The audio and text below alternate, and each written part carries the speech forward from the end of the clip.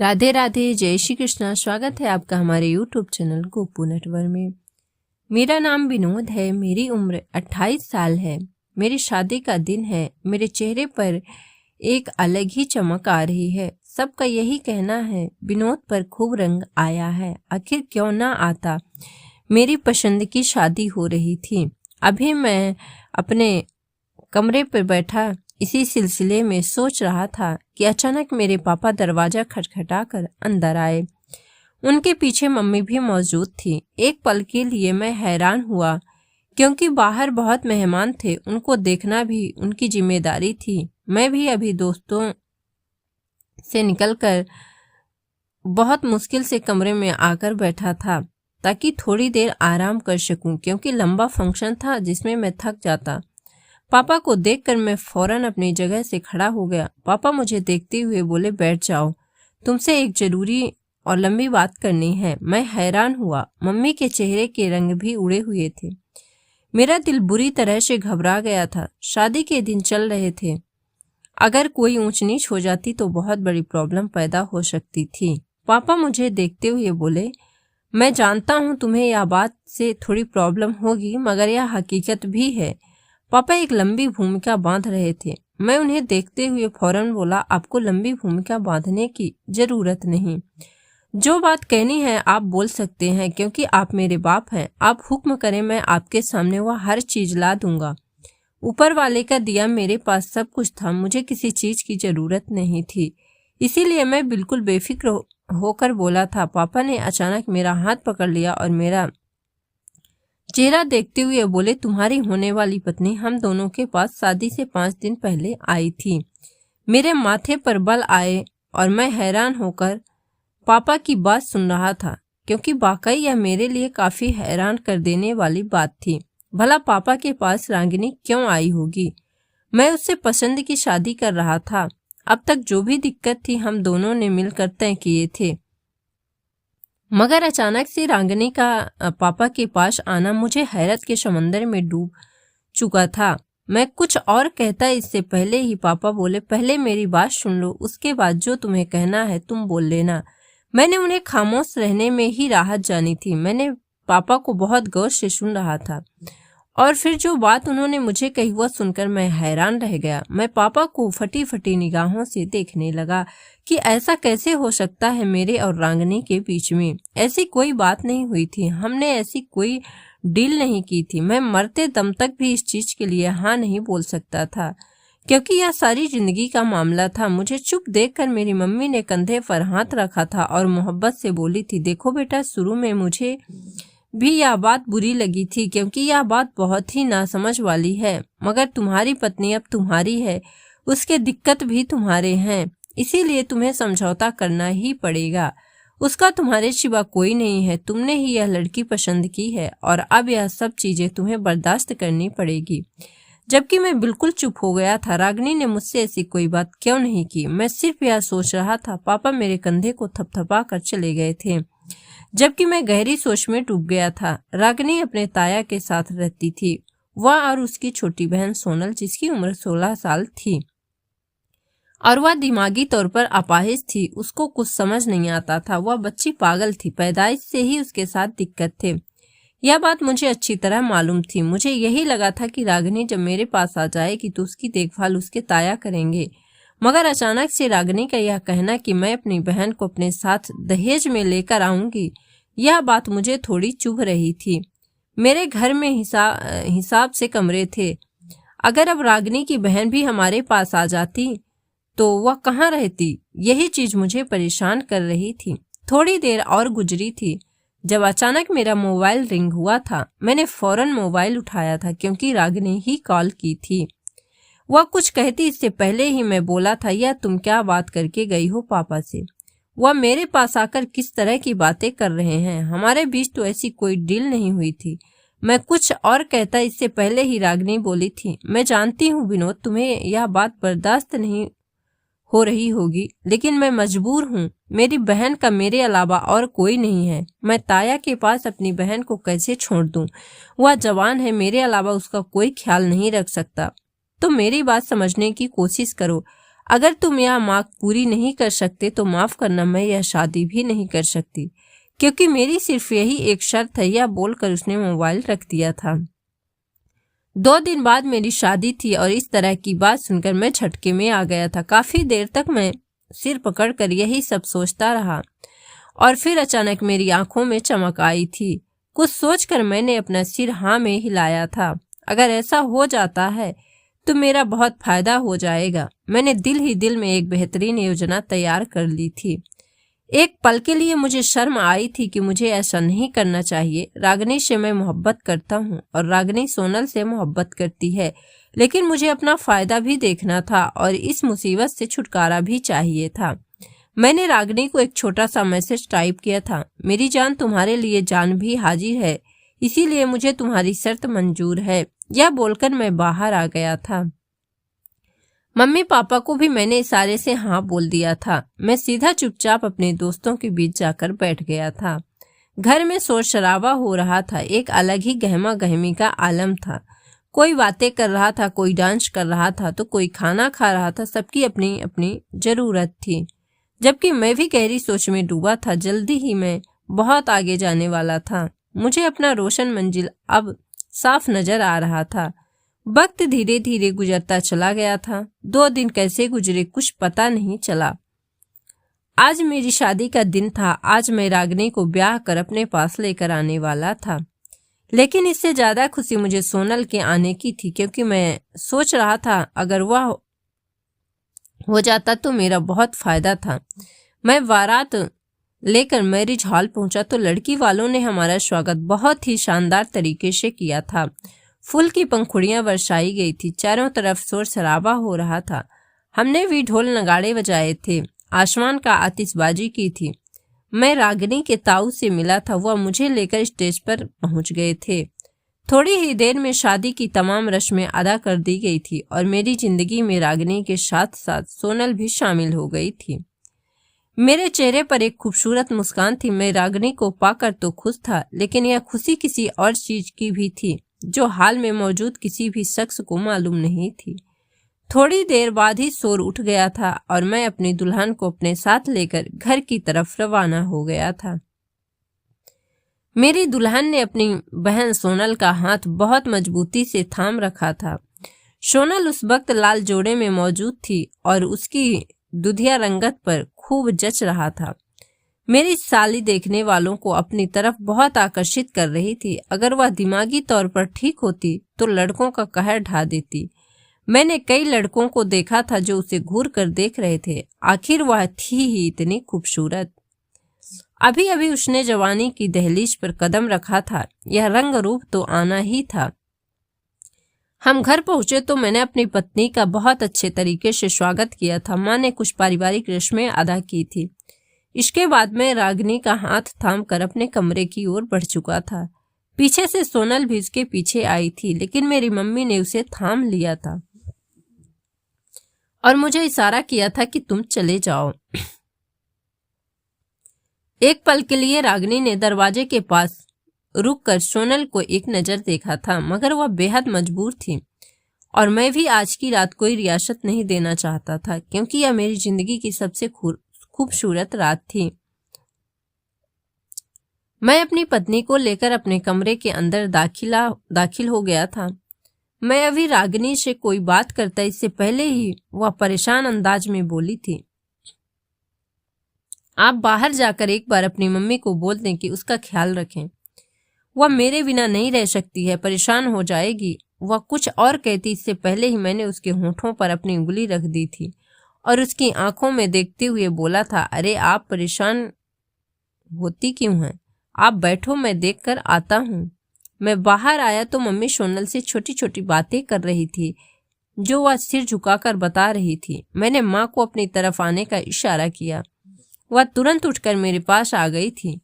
मैंने उनके कान में खरगोशी भरी आवाज में बोला था, ध्यान रखना इस पागल का, इसकी बहन अंदर मुझे परेशान कर रही है।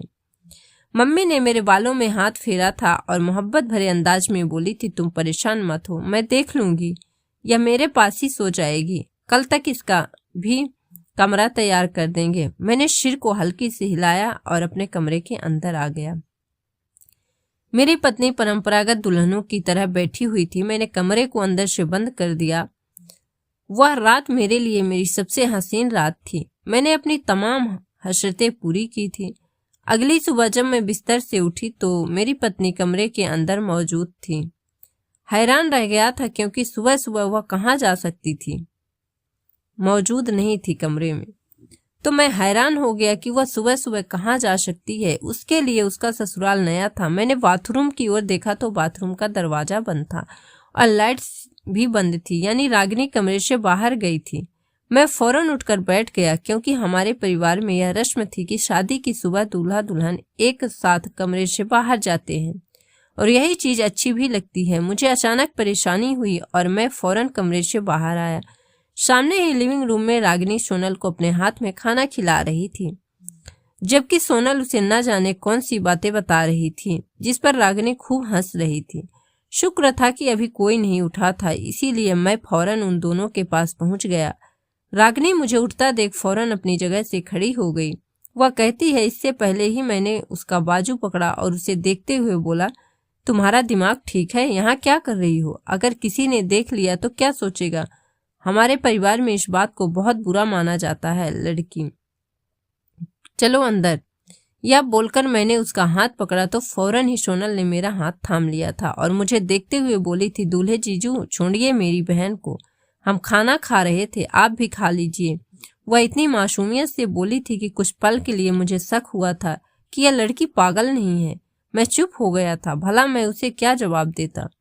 मैंने रागिनी को देखा था और उसे अंदर आने का इशारा करके कमरे के अंदर चला गया था। मेरा दिमाग अजीब सी उलझन का शिकार था।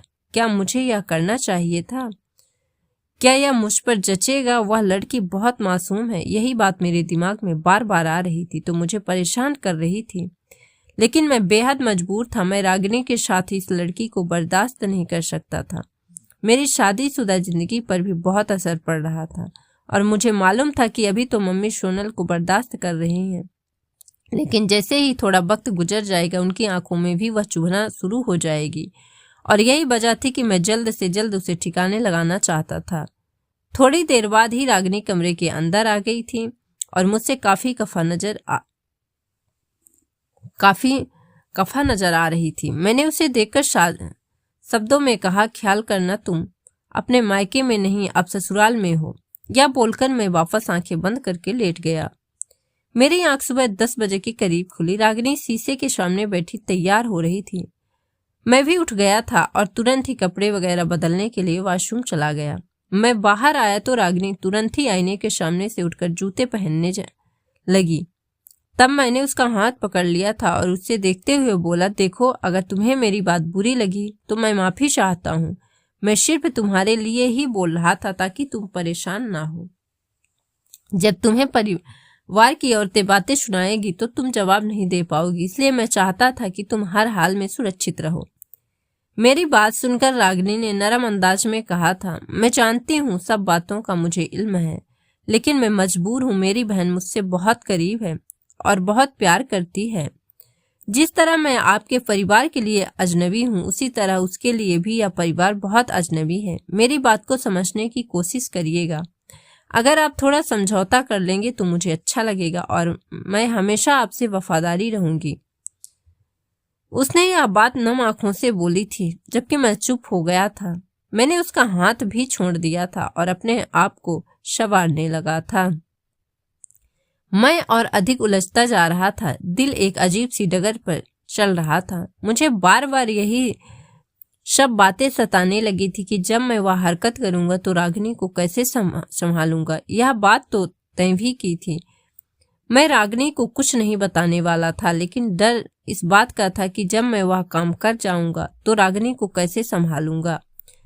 समय धीरे धीरे गुजरता चला गया। मेरी शादी को 1 हफ्ते का समय बीत गया था। मैंने धीरे धीरे रागिनी की बहन सोनल के साथ वक्त बिताना शुरू कर दिया।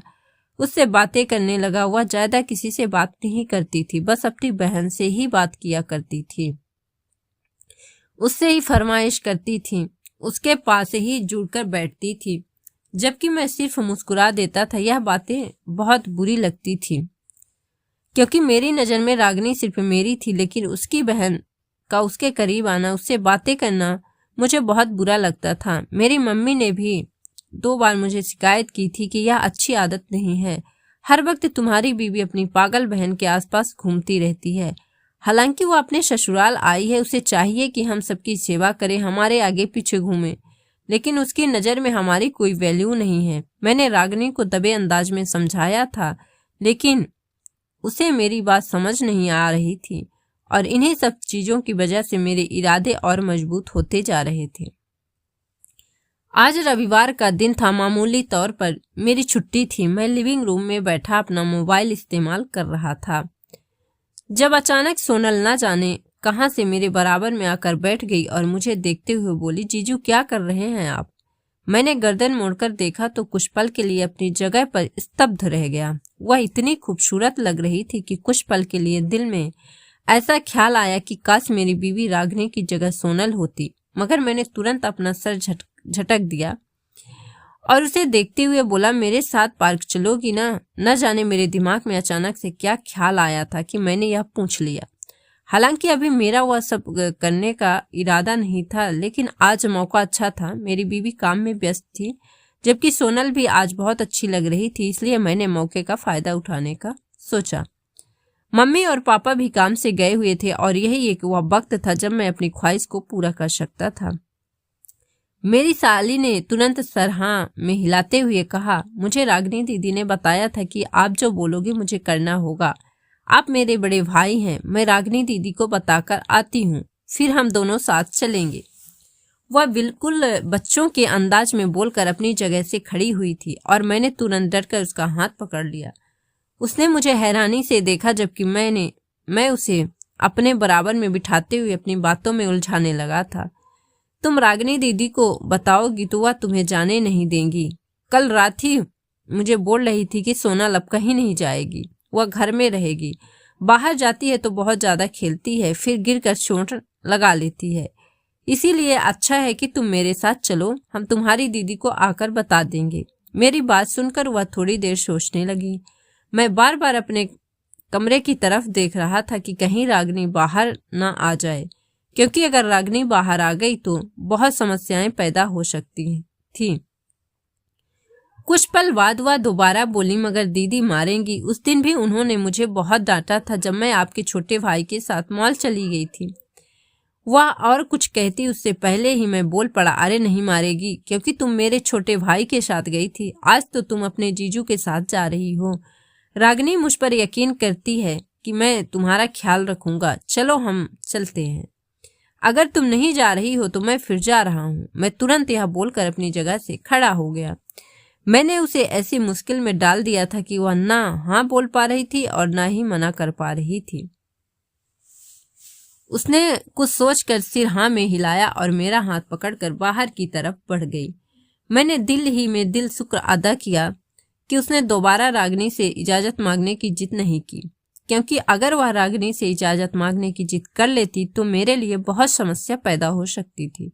मैं उसे लेकर गाड़ी में बैठ गया। मैंने तुरंत फोन निकालकर अपने एक दोस्त को मैसेज कर दिया, क्योंकि मैं जिस जगह जा रहा था वहां पर सूचना देना जरूरी था। मेरा दिल बहुत तेजी से धड़क रहा था। एक पल के लिए दिल में ख्याल आया कि रहने देता हूँ, फिजूल में रागिनी परेशान हो जाएगी, इस बच्चे की जिंदगी भी तबाह हो जाएगी। लेकिन अगर मैं यह न करता तो मेरी जिंदगी और ज्यादा मुश्किलों में पड़ सकती थी।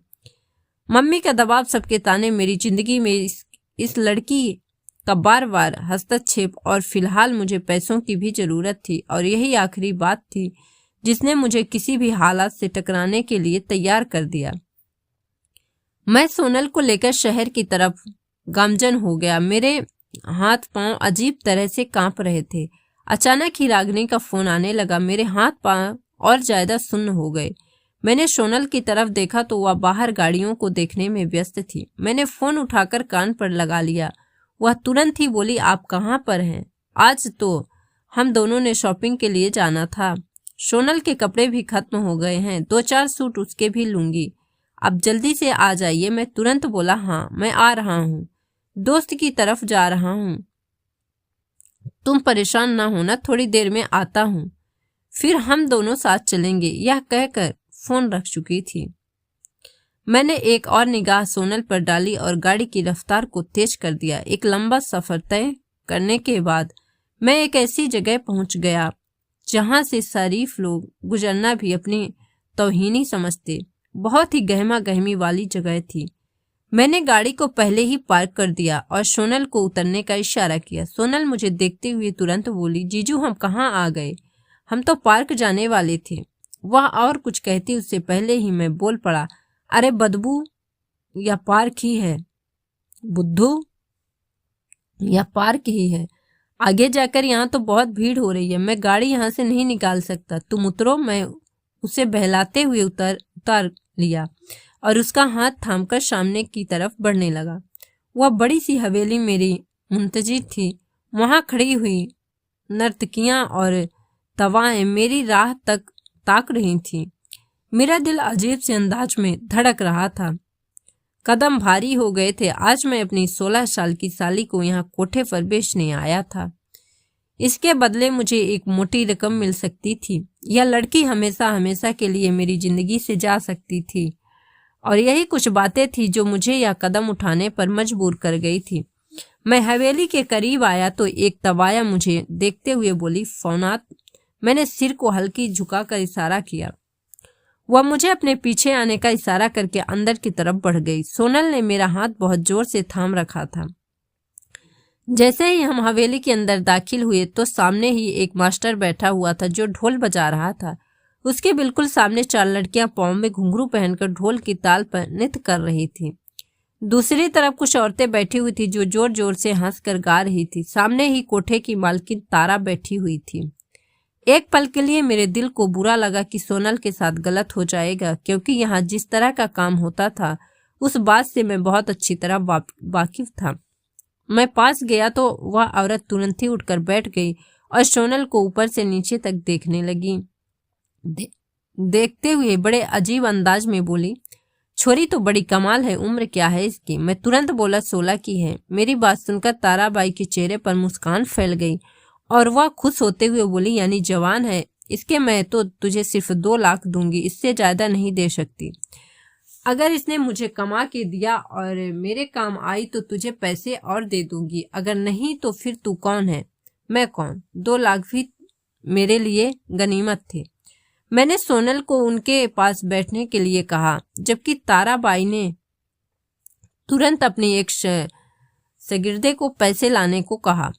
वह मेरी आंखों के सामने सोनल के सिर पर हाथ फेरने लगी तो सोनल तुरंत पीछे हटकर डर गई और मेरी तरफ आने लगी, मगर ताराबाई ने उसका हाथ पकड़ लिया और सिर हिलाते हुए बोली, ना छोरी, हमसे दूर जाएगी तो बहुत बुरा होगा, चुप करके बैठ। उनका अंदाज सोनल को बुरी तरह डरा गया था। वह मुझे देखते हुए डरे शर्मे अंदाज में बोली, जीजू, या हम कहाँ आ गए हैं? मुझे दीदी के पास घर वापस जाना है। यह कहकर वह तुरंत अपनी जगह से उठकर मेरे पास आने लगी, मगर ताराबाई ने उसके बालों को जोर से खींचकर वहीं बैठा दिया और उसे अजीब से अंदाज में देखते हुए बोली, ना छोरी, सोचना भी मत, तुम यहीं रहोगी, मुझसे दूर जाकर सिर्फ रुसवाई ही हासिल होगी। और तूता विनोद से क्या दिमागी तौर पर पागल है? तू बता विनोद, क्या दिमाग से पागल है? वह किसी शंका के तहत बोली, क्योंकि जिस अंदाज में सोनल बोल रही थी वह किसी को भी यह बता सकता था कि वह दिमागी तौर पर ठीक नहीं है। मैं ताराबाई की बात सुनकर थोड़ी देर के लिए खामोश हो गया था, मगर सच बताना था, इसलिए मैंने धीरे धीरे उन्हें सच बताना शुरू कर दिया कि सोनल मेरी साली है और मैं इसलिए बेच रहा हूँ क्योंकि वह दिमागी तौर पर ठीक नहीं है। मेरी बात सुनकर ताराबाई फौरन बोली, हम ऐसी लड़कियों को लेते नहीं हैं, मगर यह देखने में बहुत खूबसूरत है, लेकिन हम तुम्हें इसका पूरा पैसा नहीं दे सकते। मैं फौरन बोला, भला यह क्या बात है हुई? इसके दिमागी हालत के ठीक होने से क्या फर्क पड़ता है? मेरी बात सुनकर ताराबाई बोली, बहुत फर्क पड़ता है। वह सिर्फ नाच सकती है, ग्राहक का दिल बहला सकती है, लेकिन मोहब्बत भरी बातें नहीं कर सकती। इसीलिए तुम्हें हम 2 लाख नहीं, बस 1 लाख देंगे। अगर तुम्हें मंजूर है तो बोलो, वरना तुम्हारी मर्जी। यह बोलकर उन्होंने अपने मुंह में पान रख लिया, जिसका मतलब था कि वे आगे बात नहीं करेंगी। मैं थोड़ी देर वहीं खड़ा इन बातों के बारे में सोचता रहा। 1 लाख बहुत कम थे, मगर सोनल ने से जान छूट रही थी। मेरी जिंदगी आसान हो जाती, वरना आगे बहुत दिक्कत पैदा हो सकती थी। मैंने कुछ सोचकर सिर हिला दिया। उन्होंने फौरन मेरे लिए खाने पीने का इंतजाम किया और मेरे हाथ में रुपए थमाकर मुझे जाने का इशारा कर दिया। मैंने एक नज़र सोनल पर डाली। न जाने क्यों मुझे एकदम रागनी का ख्याल आया कि वह सोनल के बिना कैसे रहेगी और सोनल यहाँ पर किस तरह से अपनी जिंदगी गुजारेगी। मेरा दिल मुझे इस चीज की इजाजत नहीं दे रहा था कि मैं सोनल को यहाँ छोड़ जाऊं। मेरा जमीर मुझे मलामत कर रहा था, लेकिन अब देर हो चुकी थी। मुझे यह कदम उठाना ही था। मैं अपना सिर झटक दिया और हवेली से निकलता चला गया। पीछे से मुझे सोनल के चीखने की आवाजें आ रही थी। वह मुझे पुकार रही थी और मेरे पास आने की कोशिश कर रही थी, लेकिन ताराबाई ने उसे बहुत जोर से पकड़ रखा था। मैं एक लंबी दूरी तय करके घर वापस आ गया। मेरे चेहरे पर खामोशी का नकाब था। मैं घर पहुंचा तो मेरी बीवी बहुत परेशानी से दरवाजे के पास ही टहल रही थी। जैसे ही मैं अंदर दाखिला हुआ तो वह मेरे बाजू पकड़कर बोली, सोनल कहीं नहीं मिल रही है। मैं काफी देर से उसे ढूंढ रही हूँ। छोटे को भी मैंने बहुत दूर तक भेजा है, लेकिन वह कहीं नहीं है। क्या वह आपके साथ है? मैंने आपको भी इतनी बार कॉल की, लेकिन आपका मोबाइल भी बंद जा रहा था। उसकी परेशानी को देखकर मेरे दिल को कुछ हुआ, मगर मैंने फौरन अपने चेहरे पर झूठा गुस्सा चढ़ाते हुए कहा, नहीं, मेरे साथ क्यों होगी? मैं तो अपने दोस्त के पास गया था। तुमसे मेरी बात हुई थी ना? कहाँ गई होगी सोनल? यहीं कहीं होगी। तुमने ऊपर देखा? मैंने उसे अपने पास लगाते हुए कहा तो वह फौरन मुझसे दूर हो गई। मेरे चेहरे को देखते हुए परेशानी से बोली, नहीं, सोनल कहीं नहीं है। मैंने हर जगह ढूंढ लिया है। सिर्फ आपसे उम्मीद थी, लेकिन आप भी मना कर रहे हैं। मेरी बहन कहाँ चली गई? मैं अपनी मम्मी पापा को क्या जवाब दूंगी? वह यह कहते ही नीचे जमीन पर बैठकर फूट फूट कर रोने लगी। मेरे मम्मी पापा और भाई सब सोनल को ढूंढने के लिए बाहर आ गए थे। थोड़ी देर बाद उन्होंने भी आकर यही कहा कि सोनल का कोई पता नहीं चल रहा। हमने करीबी घरों में भी सोनल को ढूंढा है, लेकिन वहां से भी कोई सुराग नहीं मिला। मेरी बीवी फौरन अपनी जगह से खड़ी हुई और मुझे देखते हुए बोली, विनोद, फौरन आप पुलिस को इतना इत्तला करें।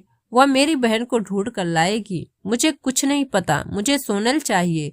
उसका दीवानापन देखकर मुझे अब थोड़ा सख्त बनना पड़ा, नहीं तो मामला बिगड़ सकता था। मैंने रागिनी को देखते हुए थोड़ा गुस्से में कहा, चुप हो जाओ, बकवास करने की कोई जरूरत नहीं है। कोई पुलिस को सूचना नहीं दी जाएगी। तुम्हारी बहन दिमागी तौर पर पागल थी, हो सकता है कहीं इधर उधर निकल गई हो। शाम तक वापस लौट आए, और अगर नहीं भी आई तो समझ जाओ कि वह भाग चुकी है। वह नहीं आएगी अब वापस। तुम दिमागी तौर पर क्या पागल हो चुकी हो? पुलिस को सूचना देकर मुझे अपने परिवार की बदनामी नहीं करानी है। मैं एकदम गुस्से से बोला तो रागिनी बुरी तरह सहम कर मुझे देखने लगी थी। पापा ने मेरे कंधे पर हाथ रखा था और नरम अंदाज में बोले थे, हमें एक बार पुलिस में सूचना कर देनी चाहिए। इसमें परिवार की बदनामी नहीं है। हो सकता है कि इस बच्चे का कुछ पता चल जाए। पापा कुछ और कहते इससे पहले ही मैंने उनकी बात काटते हुए बोला, पापा, परिवार की बदनामी नहीं होगी तो मेरी बदनामी हो जाएगी। मेरे दोस्तों को पता चल जाएगा, रिश्तेदारों में यह बात फैल जाएगी और उसके बाद मेरी नौकरी सब पर असर डालेगी। यह बात सब कहेंगे कि मेरी साली भाग गई। कोई यह नहीं कहेगा कि वह बच्ची गुम हो गई। खुदा के लिए, और कौन सा तुम्हारी बहन सही थी? उसका दिमाग वैसे ही ठीक नहीं था। बाद में तुम्हें ही परेशानियां होनी थी। अच्छा है कहीं चली गई है तो बेहतर है। अब बस दुआ करो जहां भी हो वह सुरक्षित हो, बाकी ऊपर वाला बेहतर जानता है। मैं यह बोलकर अपने कमरे के अंदर चला गया था। मुझे ऐसी टोन इस्तेमाल करना बेहद जरूरी था, क्योंकि अगर मैं बिल्कुल पोलाइट होकर अपनी बीवी से बात करता रहता तो वह मुझ पर यही दबाव डालती कि मैं पुलिस में सूचना करूं, और अगर पुलिस में सूचना होती तो उन्हें कुछ भी पता चल जाता तो मैं बुरी तरह से फंस सकता था। यह एक तरह का अगवा का केस था और मुझ पर बहुत बुरा इल्जाम लगता और मैं बहुत लंबे समय के लिए अंदर चला जाता। अपने कमरे में आकर काफी बेचैन हो गया था। दिल में अजीब अजीब से गुमान आ रहे थे कि मैं किस तरह से सब चीजें संभाल पाऊंगा। मैंने यह सब सोचा था कि सोनल का न मिलना सबको ही परेशान करेगा, मेरी बीवी पागल सी हो जाएगी, लेकिन मैंने यह नहीं सोचा था कि मुझे इन सब चीज़ों पर काबू कैसे पाना है। फिलहाल तो मैंने अपना गुस्सा दिखाकर अपनी बीवी को खामोश कर दिया था, लेकिन उसकी बेचैनी हद से ज़्यादा थी। वह रात भर नहीं सोई, कभी बाहर जाती, कभी कमरे के अंदर टहलती, तो कभी लाउंज में चली जाती। मुझे एक पल के लिए दुख भी हुआ था, क्योंकि मैं रागिनी से बहुत प्यार करता था, लेकिन पैसों के लिए मुझे यह सब करना बेहद जरूरी था। यानी फौरन ही अगले दिन उठकर पैसे बैंक में जमा करवा दिए थे। मैं किसी की भी नज़रों में अपना एक भी रुपया नहीं लाना चाहता था, क्योंकि यह मेरे लिए बहुत ज़्यादा खतरनाक हो सकता था। मेरी बीवी सुबह अभी बहुत रो रही थी, उसे बुखार चढ़ चुका था। मेरी माँ बहुत परेशान थी। उन्होंने मुझे यही मशवरा दिया कि मैं पुलिस में कंप्लेन कर दूं, यही बेहतर होगा। लेकिन मैं किसी भी कीमत पर राजी नहीं था, क्योंकि मुझे यही डर था कि अगर पुलिस को पता चल गया तो मामला बढ़ सकता है, और मैं मामले को बढ़ाना नहीं चाहता था। अगली सुबह जब मैं बैंक के पास आया तो रागिनी के ताऊ भी लाउंज में बैठे हुए उसे तसल्ली दे रहे थे। मुझे देखते ही वे अपनी जगह से खड़े हो गए थे, जबकि मैंने अपने चेहरे के जबियों को बदल लिया, क्योंकि अगर मैं उनके सामने जरा भी नरम पड़ जाता तो वह मुझे पुलिस में कंप्लेन करने के लिए कहते, और मैं यह किसी कीमत पर भी नहीं चाहता था। मुझे देखते ही वह फौरन मेरे करीब आए और मुझे गले से लगा लिया था। कदमों की हैसियत से वह मुझे बहुत इज्जत दे रहे थे। वह मुझे देखते हुए बहुत ही नरम अंदाज में बोले, मैं आपकी बात और आपके पापा की बात को समझ रहा हूँ। इज्जत का मामला तो है, लेकिन हमारे घर की बच्ची का मामला है। अगर आप पुलिस कंप्लेन नहीं करना चाहते तो मैं कर देता हूँ। यह बात सुनकर मेरी हवा सूख गई और मैं फौरन ही अपने तासुरात पर काबू पाकर बोला था, आप लोग क्या चाह रहे हैं? मेरी नौकरी चली जाए? अगर ऐसी बात है तो आप जाकर कंप्लेन कर दें। मेरा पूरा करियर बर्बाद हो जाएगा।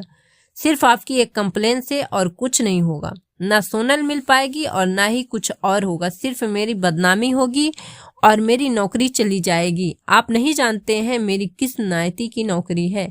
हमारी नौकरी के अंदर इन सब चीज़ों को बहुत ज़्यादा तरजीह दी जाती है कि परिवार कैसा है, वहाँ पर क्या सिस्टम है। मेरी बात सुनकर ताया चुप हो गए थे।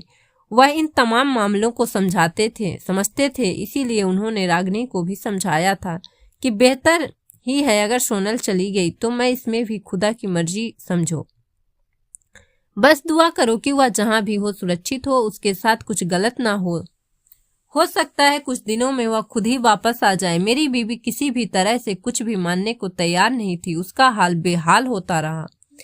लेकिन अब मुझे थोड़ा बड़ा फैसला लेना था, इसके बाद ही कुछ हो सकता था। मैंने अपनी बीवी को देखते हुए इस तरह के अंदाज में बोला था, अगर तुम्हें इतनी ही दिक्कत हो रही है तो देखो तुम अपने ताया के साथ उनके घर चली जाओ और हमेशा वहीं रहना। फिर मेरा न तुमसे कोई वास्ता होगा और न ही मेरी कोई बदनामी होगी।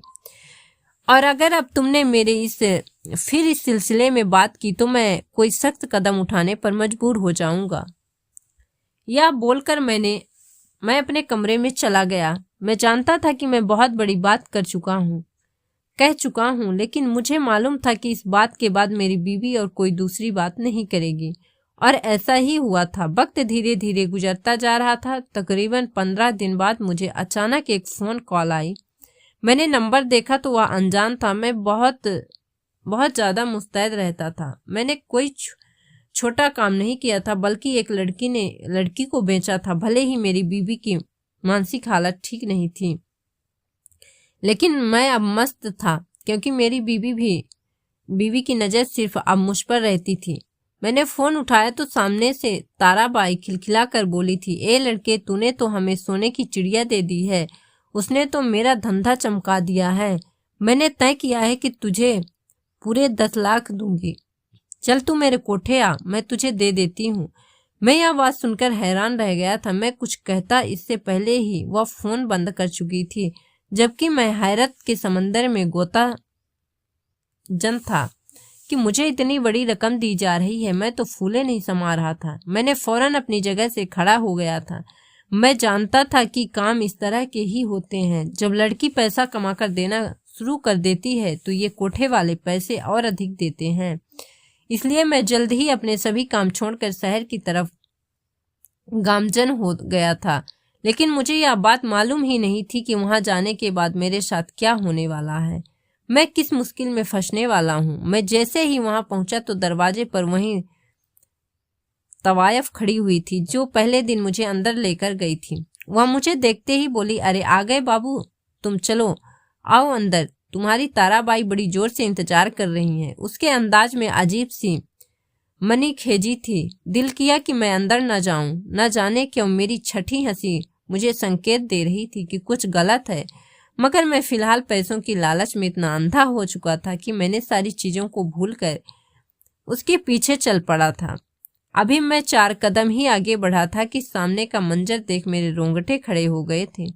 मेरी बीवी ताराबाई के बराबर में ही बैठी हुई थी और अपनी बहन को सीने से लगा रखा था। मैं कुछ पल के लिए अपनी जगह पर खड़ा रह गया था। मुझे कुछ समझ नहीं आ रहा था कि मैं क्या करूं। अचानक ही मेरी बीवी अपनी जगह से खड़ी हुई थी और मुझे समझने का मौका दिया बिना उसे घुमाते हुए झन्नाटेदार थप्पड़ मेरे मुंह पे रसीद किया था। थप्पड़ की गूंज पूरे कोठे में गूंज उठी थी। वह मेरा गिरेबान पकड़ते हुए बोली थी, तुम्हारी हिम्मत कैसे हुई मेरी बहन के साथ ये घिनौना खेल खेलने की? मैं तुम्हारा कत्ल कर दूंगी बेशर्म इंसान, खुदा तुम्हें बर्बाद करे। यह बोलते हुए उसने मुझे पीछे की तरफ धक्का दे दिया। मैं अभी नीचे जमीन पर गिरता इससे पहले ही मुझे 2 पुलिसकर्मियों ने थाम लिया था। मैं बुरी तरह से फंस चुका था। दरअसल मेरी बीवी ने अच्छी तरह मुझ पर नजर रखी थी और मुझे इस बात का गुमान ही नहीं हुआ था कि मेरी मोबाइल में मौजूद फोन कॉल्स रिकॉर्ड होती हैं, और उसने वही सुनी थी जब मैंने अपने एक दोस्त से इस सिलसिले में बात की थी। और उसी चीज को ध्यान में रखते हुए मेरी बीवी यहाँ पहुंच गई। उसने ताराबाई से बहुत मिन्नतें की थी और उसके आगे हाथ जोड़कर गिड़गिड़ाई थी कि उसे उसकी बहन दे दी जाए। उसने बदले में पूरे 2 लाख रुपए दे दिए थे और ताराबाई ने उसका साथ देते हुए मुझे बुरी तरह से फंसा दिया था। मैं अपहरण के केस में अब जेल के अंदर हूँ। मेरा दिल बहुत रोता है कि मैंने ऐसा क्यों किया। मेरे हाथ से बीवी भी चली गई और इज्जत और मकाम भी चला गया। मेरे माँ बाप भी मुझ पर बहुत थू थू करते हैं कि तुम्हें पैदा होते ही मार देना चाहिए था। तुम्हें शर्म नहीं आई किसी की बच्ची के साथ ऐसा हरकत करते हुए? जबकि आज मैं भी पछतावे की गहराइयों में हूँ। मुझे यह नहीं करना चाहिए था। मैंने इस लड़की को पागल समझकर उसकी जिंदगी के साथ खेला था और आज जिंदगी ने मेरे साथ ही ऐसा खेल खेला था कि अब मैं कैद हो गया था। तो आपको ये वीडियो कैसी लगी आप कमेंट करके जरूर बताइएगा।